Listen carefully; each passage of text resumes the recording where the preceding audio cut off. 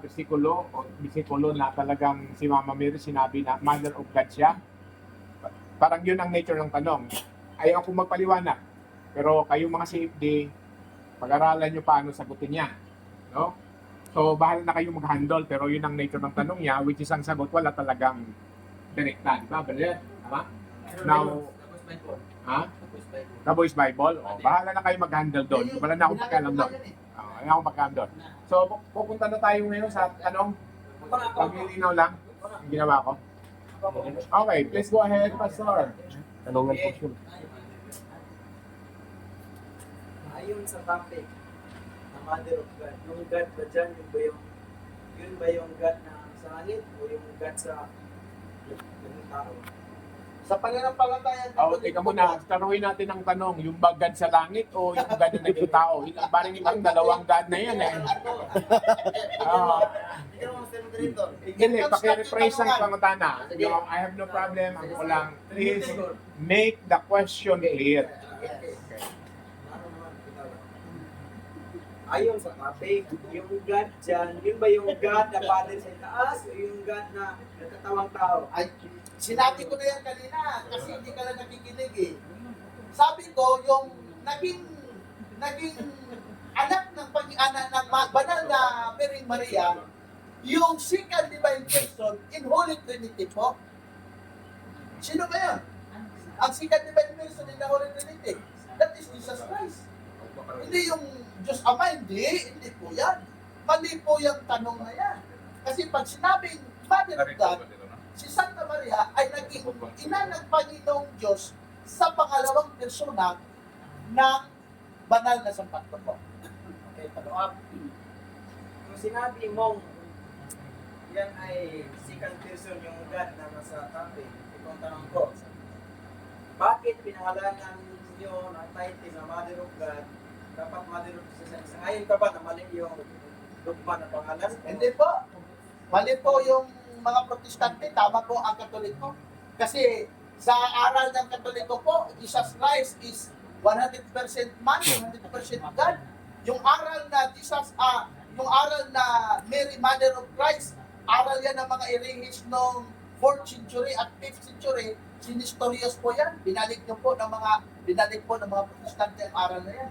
Dinignan po yan ng simbahan na yung pananampalatayang si Santa Maria ay ina ni Kristo lamang, aral po yan ng mga erehis. Sinistorian po, historious po yan galing. Next question. Okay, so last. Okay, please go ahead.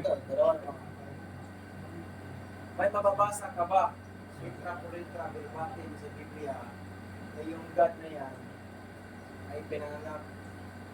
Yung God ay yung God hindi yung Jesus Christ, yung God talaga na big letter. Ayun ka ba, mababasa ka ba? Okay po, mali po yung katanungan po sapagkat ako Mababasa Teka lang, mali po yung katanungan ng Mr. Moderator sapagkat pinaliwanag ko na pagsabing Mother of God, si Santa Maria ay naging ina ng pangalawang persona ng katatlo. Kaya mali po yung katanungan niya. Ipalitan mo yung tanong. Okay, facilitator time. Ako sunod. Ang reminder lang sa mga kapatid, lalo si Brother Stalwart, parang bawal talaga gamitin yun sa dito lang. Pero dun sa debate, pwede mo gamitin kasi iba naman ang audience ko dun eh. Bahala ka na. Pero dito sa atin, hindi lang natin gamitin yung salitang hindi ka nakikinig kasi. Pasensya na Hindi natin gamitin ito kasi wala naman tayong intention dito. Nasanay kasi tayo. Ako lang tatanong. Ako lang dito kasi ibang discipline natin dito pero iba naman sa labas. Dito mag-aral din tayo na mahal natin ang ating mga kasama. Tama si Pastor. Ano, tanong? Pagdating ng panahon, tayo na naman yung harap sa mga Ako lang magtatanong. Ako lang magtatanong. So ngayon, pupunta na tayo sa pangatlo magtatanong, si kapatid na Pastor Rosby Alihabo. Pastor Alihabo, you are recognized. Unang tanong, kapatid. Unang sagot po. Oh. Magtatanong talaga ako ng mabigat kasi nga po, mali yung aral yung Katoliko eh. Isa akong handog ng INC at naging ministro. Tatanungin kita, kapatid. Unang tanong, kapatid. Kasi sa tema natin, ginamit mo na pinirmahan mo, wait lang, premise pa yan eh. Hindi. Debate na po yung sa kanya. Wala Hindi. naman tayo tema eh. Oh, Anong lang din? tanong lang yun eh. Nag-orator lang tayo Oh. eh. O, premise lang yan kapatid. Huwag ka munang relax ka dyan kapatid. O, palang hindi ka man natulog kagabi kapatid. Ito yung tanong mo. Oh. Ito yung tanong ko kapatid eh. Sa ating diskusyon ngayon, pinirmahan mo eh na lahat ng bersyon ng Biblia ay tatanggapin. Sabi mo naman sa tema mo na si Maria ay ina ng Diyos. Ito ang tanong kapatid. Paano pag may manabasa akong isang bersyon ng protestante sa Biblia na nagsabi, ganito ang binanggit kapatid, si Maria ay hindi ina ng Diyos. Tatanggapin mo ito? Hindi. Sagot. Hindi ko pa tatanggapin yan kasi Tanungin natin, ano bang tanong, kapatid mo na, iklaro muna natin para maging malinaw challenge ang kasi tanong. yan si kanya eh. Challenge kita ito, pastor eh. Debate yun. Pero, ano lang, linawin lang natin, ano bang tanong mo? Kapatid na... Yun kasi yung tanong ko, Pastor Sunny, as speaker moderator. Ito kasi yung tanong ko eh. Kasi nga po, challenge ko po itong Katolikong ito na nagngangaral na maling aral. Ito yung tanong ko eh. Pinirmahan niya kasi sa diskusyon namin na si Maria ay ina ng Diyos tapos tatanggapin lahat ng bersyon ng Biblia. Paano? Pag may mabasa kong isang bersyon ng protestante, Mr. Katoliko, humarap ka. Na nagsabi, si Maria ay hindi ina ng Diyos. Tatanggapin mo ito o i-reject mo ito? Parang hindi naman tanong, kapatid. Tanong yan, pastor. Tanong yan eh. Oh, tanong yan kapatid. Oh. Sagot. Sige, sagutin. Okay. Hindi ko po yan tatanggapin kasi hindi niya pa binasa. Objection! Basta, hindi ko. Tayo na ito yung ating hindi tinatanggap dito. Okay. Medyo may pagkakati ba ang dating? Okay. Ako Kasi na, gawa-gawa niya na yan. Na- Gawa-gawa niya lang yan. nagkasundo tayo na ito ay parang puro na hindi debate ang dating. Ngayon, debate ang dating. Okay. Kaya pwede kakansilin Sige. muna natin Sige. at hindi mo natin itutuloy. Okay, next question. Sige. Next Salamat question, salamat Master Moderator, Pastor Sunny. Next question. Sabi mo hindi mo tatanggapin kasi hindi ko pinakita. Paano pag may mapakita ngayon ang kapatid ko na si Atty. G1 Paisunes? Letra po letra sa Biblia. Tatanggapin mo na ngayon. Tingnan po natin. Natalo ka. Kapito na Ah, versikulo po. Hubad basikuling. Kapito na versikulo po. Huwag sa poktot ha. Hindi! Tinatanggap mo na eh. Huwag sa posto. Kasi wala naman tayo. Yung original na Greek translation. Tika lang ha. Yung original na Greek translation, walang footnote yan. Tapos yung version nila, may footnote babasahin. Hubad Oo. Simula. Tapos yung footnote, sariling interpretasyon niya, ang author ng Biblia. Excuse mo na mga kapatid. Hindi man makalusot yung Nagpatuloy kayo. Sabi mo. Teka muna. Okay. Kapag nagpatuloy kayo sa ganon, we should change ang setting natin. Okay ba? Tapos kailangan natin i-convert ito sa debate. Tapos kailangan ko umalis sa aking pinakakatayuan kasi parang this is now maliwanag ito sa ating usapan na hindi debate, hindi debate ang dating. Maliwanag yan. Oh. Ngayon, kung parang gusto talaga ninyo ng debate, wala naman din problema. Pero kailangan lang natin baguhin Okay po. ang sistema. Magkano tayo, ibibigay natin to kay Brother Paul sa kung papayag siya. Ha?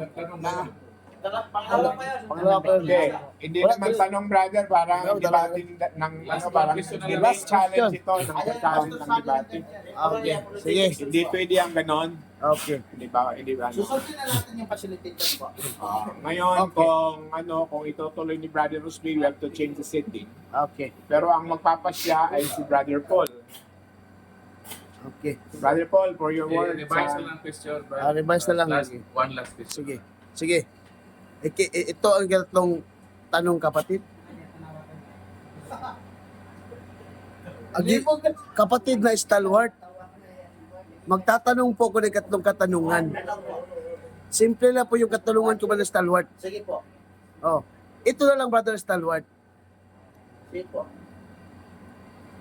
Sinabi mo, si Maria ay ina ng Diyos.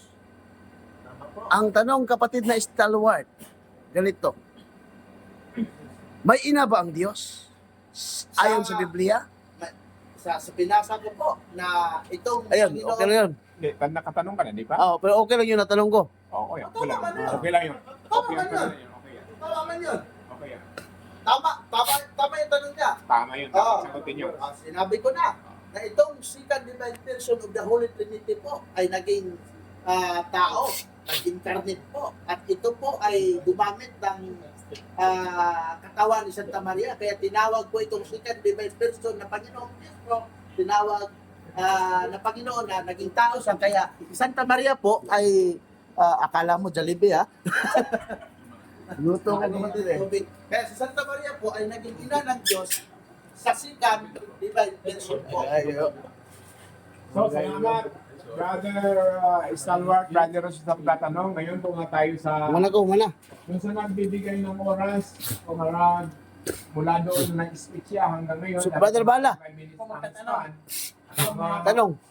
ang Ay, ikaw. oras, tama yun o Ikaw. hindi pa? Pastor Sani. Meron po akong tanong. Oh, Pastor Sani, Pastor Sani. Tagaisa. Pastor Sani. Isa-isa na. O, dalawang. Bagamat ano, pero mag-stick tayo sa 45 minutes. Ibig sabihin, pwede naman natin iilisan naman. Di ba naman na topic, right? Magkatanong pa Hindi, tayo. ang tanong, walang limit. Walang? Walang limit. Pag wala ng tanong, proceed tayo sa next topic. Sige. Wala na ba magtatanong? Hindi, proceed tayo. Mapagtanong ka lang. Okay, yun na. Yun na lang. Sa likod. Tapos na ng pagtanong, hindi na pwedeng Magtanong ulit. magtatanong ulit dahil maiwasan na. Pero kailangan magbigay muna doon sa hindi pa nakapagtanong. Sige. So, ibigay mo na sa hindi pa nakatanong. Ito. Please, brother. Para- with your point, Pastor. Okay, unang tanong. Ano bang bumabasa sa Biblia? Mother of God o Mother of Jesus? Ang mababasa po sa Biblia, ina ng Panginoon. Tapos yung Panginoon po, sa New Testament, tinawag po yan ng God. Okay, ito lang ang tanong.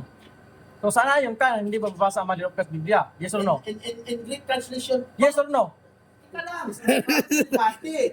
Oh, in Greek translation po, in Greek translation po, yung Theotokos na yan, tinawag po yan na Mother of God.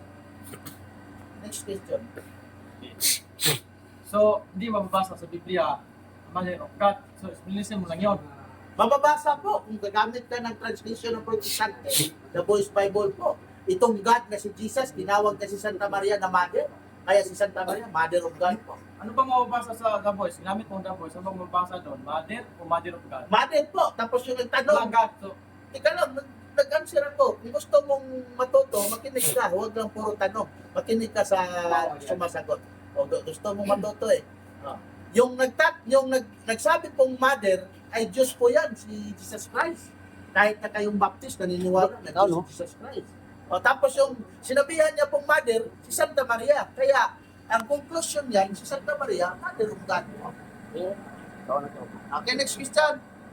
Sino magtatanong? Si Pastor Ronnie. Pastor Ronnie. Naka-exhaust na naman. Apat na yan sa kanya eh. May follow-up, dalawang follow-up, isang tanong. Ah. Is that okay? Apat na yan sa kanya eh. So, Pagkabasa ko rin ito ang figurative. tingnan mo na, medyo moderator time. So, ang tingin ko, di natin naiiwasan medyo yung debate na style. Kaya siguro, isasuggest Subukan natin natin ito si sa Pastor Paul na dapat mayroon ding debate siguro na setting. Hindi lang ganito. Kasi itong ganito, dapat hindi debate ang setting ito. Oo, theological question sana. Dapat ito ay tanong at sagot. Bagamat, pero wala lang ang dating ba na hindi lang yung parang Hindi nyo pa natanong yung ano, yung magtatanong ka, sabi ng dogma nyo, 431, naging dogma yung Mother of God. Diyan ba yung pag-uumpisa? Ganun, mga ina nakatanong nga, pangutana ba? Pastor Ronnie. Question, hindi natin debatehin.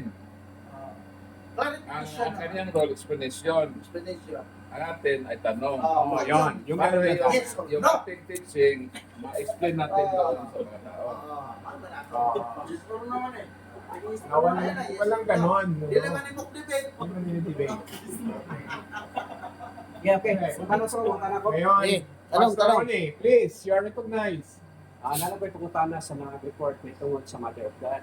Tagalog ano? Now, kanang paingon nga Mother of God Kol, Tagalog na kol. sa simbahan. Ay, Okay, kuan kay galing. Post na sa kuan. akala ko hindi kayo magsalita ng Bisaya. Tagalog yung mga tanong lahat nila eh. Pero yung okay. May tanong po ko mga kapatid, no? Sa ating mga nagbigay ng topic ngayon, the Mother of God. May tanong po ko, kailan po yan nagsimula na ang simbahan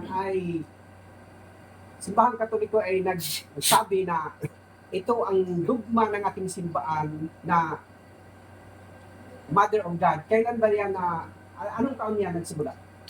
Around kailanganin yan po natin yung Sa laptop ang ano. Bro, magdan maasin. para dili ta masaag ba kay dahil man mag-lecture ta masaag ta. Dineklara po yan na dogma noong Council of Ephesus 431 AD po kapatid. Dineklara ng simbahan na Mary is divine motherhood po. She is the mother of God. Dineklara ng Council of Ephesus po.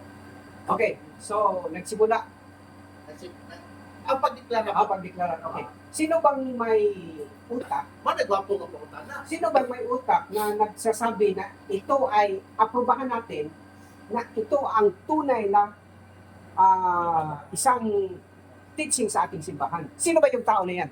Okay po. Kapatid, ang simbahan po, hindi lang isang tao yan. Ang Council of Ephesus po, lahat ng mga obispo yan at Santo Papa ang nagdeklara. Kasi yung simbahan hindi pinangangalagaan ng isang tao lang. Kundi lahat ng magisterium yan. Yung mga obispo dyan ang nagdeklara. Tapos kung ikot mo yung Matthew 16:18, ang buong otoridad ibinigay ng Panginoon sa simbahan niya. Kaya yung simbahan po hindi katulad ng mga Protestante na may isang tao lang na nangangalaga, kundi buong konsilyo po yan. So ang ganun ko kapatid, hindi yan pumunta sa council kapag walang isang taong nagsasabi noon. Di ba? So sino yung nagsasabi na ito aprobahan natin sa council para maging dogma to? Sino ba yung tao na yan? Meron o Wala pong specific kapatid kasi pag sinabing council po, lahat yan, dinibatihan yan eh. Ang konsilyo ng simbahan po, dinibatihan yan. May mga negative, may mga positive yan na ito, ideklara namin sa grupo namin na si Santa Maria ay ina ng Diyos. Kami naman ay hindi, papatunayan nila yan hanggang nanaig yung si Santa Maria talaga ay ina talaga ng Panginoon. So, walang isang tao Wala na promulgator sa isang dogma na yan na siya ang dahilan na Wala po pumuntahin kasi konsilyo yan. Pero sinabi mo naman, pag sinabi mo naman nag-approve, ang Santo Papa po. Hindi, napapanan sa baba, pero may isang dahilan yan. May tao siguro na ito ang kailangan natin gawin, i-prove into the council. Wala. Konsilyo yan sa pagkakaalam Sabi ko. ko, meron isa dahil hindi yan don't tell me that everybody will say, this is the dogma of the church. Everybody says, no. There is only one person that says something that is the Mali po yan kapatid. Kasi ang council po kapatid, marami ang mga obispo yan. Alam mo yun. Pero alam mo na siguro, meron sigurong isang tao na before go to the council na nagsasabing ito ang ipopromote natin sa council para i-aprobahan to dahil maganda itong dogma sa simbahan. Hindi naman, dinibatihan yan sa konsilyo. Excuse mo na, facilitator time. Para for clarity's sake, papasagot kaya natin yan sa iyo. Yung tinatanong mo, ikaw rin ang sasagot. Para for our education. Okay. Sino ba yung tao na yun? Sino po yung tao na yan? Dahil nagtatanong ka dahil. Para hindi naman masagot. Butang ikol. Unsa nung kakol? Nindot kay kapangutana kol ba? Raise mo na eh. Nindot kay pangutana kol.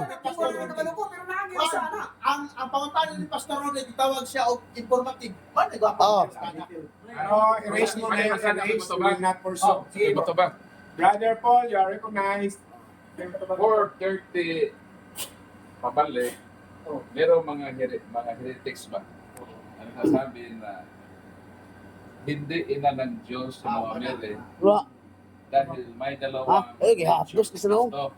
Wala Yung mas mga ginawa, babae. hindi haplos tayo. At ay pinanganak ni Mama Mary ay yung divine, ang human nature, hindi ang kanyang divine. Haplos mo. Divine. Dalawa daw si Kristo na persona. Persona bilang tao at saka persona bilang Diyos. So pinanganak ni Mama Mary yung persona sa pagkatao ni Kristo. So walang teaching na isang tao. nag-upos sa maraming panahon na si Mama Mary ay hindi ina ng Diyos. Bumangon lang na mayroong nagalang Nestoryo, sinabi na hindi Diyos, ina ng Diyos Mama Mary. Kaya in response, ang Council of Ephesus bumuo, pinatawag yung mga obispo, buong mundo, Ecumenical Council, para pag-usapan yung kumakalat na isyo na hindi sa ina ng Diyos. Sapagkat bago pa man si Nestorius, walang debate tungkol sa pagkat ina ng Diyos. Sapagkat walang nag-oppose sa teaching ngayon. So meaning yung declaration, in response iyon sa lumitaw na heretics. Kung sino ang mga taong nag-declare, sila ang mga obispo na nagsasabi, i-officialize natin para pag mayroong mga heretiko sa pagdating ng panahon, hindi na magkagulo sapagkat mayroon na tayong official teaching kung sino ba si Mary, kinabasya ng Diyos. So kung sino ang mga taong yon ang konsilyo, yun ang magisterium. So, na-okay lang. Ano lang yun sapagkat mayroong nag-oppose. Kung walang nag-oppose, walang konsilyo. So yun na. So, excuse me, wala namang tanong, Brother Paul. Ano, explanation lang yun. Explanation lang. So, Para may to be. conclusion ba, may closure tayo. So, punta na tayo kung meron pa magtatanong kasi pwede Wala. tayo mag-setting Wala. ng isa pa. Pastor Bala. Brother Paul, ikaw na po lang sunod na ano, pero ikaw na po lang sunod doon. Bala na po, bala na. Ano, si Brother Paul muna. Ako, magtanong ako as protestant ha. Hindi, ang sunod na magle-lecture ka. Hindi ako, magtanong Ngayon ako magtatanong as ka muna. ng Catholic. Okay. Sa turo ng simbahan Katoliko, there is only one God. Isa lang talaga ang Diyos. Ngayon, kung sabihin natin na si Maria ay ina ng Diyos, hindi ba mag-create ito ng confusion? Dapat sabihin ng simbahan na ina siya ni Jesus. Hindi magdagdag ba ng isang termino na makapag-create ng confusion? Pwede naman siguro ng simbahan magturo na hindi ina ng Diyos para hindi malilito yung mga tao na mag-instrument pa sa kung ganun pala siya ina ng Diyos. Una pa sa Diyos, siya ay Diyos. Hindi ba ganun ang mga protestante ngayon na in response sa ating teaching, hindi sila maniwala sapagkat paano naging ina ng Diyos to? Pero kung sabihin natin na ina siya ni Kristo, ina siya ni Jesus, matatanggap yung protestante. Hindi naman sila totoo na si Kristo ay ina ni Jesus. Di ba? Tanggap nila yun. Pero doon sila hindi ito tanggap pag ina na ng Diyos. So pwede ba ang simbahan baguhin yung term? Okay po. Na hindi alam ina ng Diyos. Sabi, ina lang guys, para simple ba? Parang walang kaguluhan. Sagot po, mga kapatid. Nakita niyo po yung tanong ng kaibigan natin, parang may mali dyan. Yung pagsabi niya na sa turo ng simbahan, ay isang Diyos, tama yan. Pero ang simbahan, laging kina-qualify ng simbahan, lalo na sa katikisim natin, 266 po, na itong nag-iisang Diyos ay may tatlong persona po. Father, Son, and the Holy Ghost. Pag sinabing Mother, Mary, Mother of God, doon po yun sa second divine person, kaya sinabi ko kanina, na itong Maria na ito, naging ina ng Diyos niya sa second divine person na naging flesh.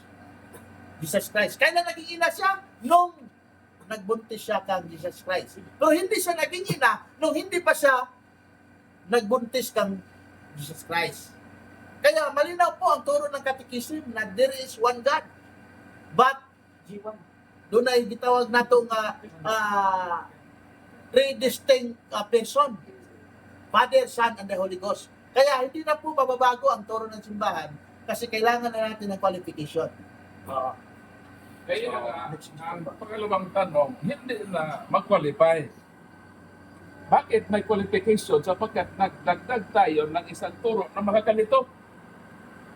So, pag sabihin natin ni Kristo ay ina ni Jesus, kung ito qualify, sapagkat larong-laro, nagproblema kayo ng dagdag kayo ng problema nyo to qualify.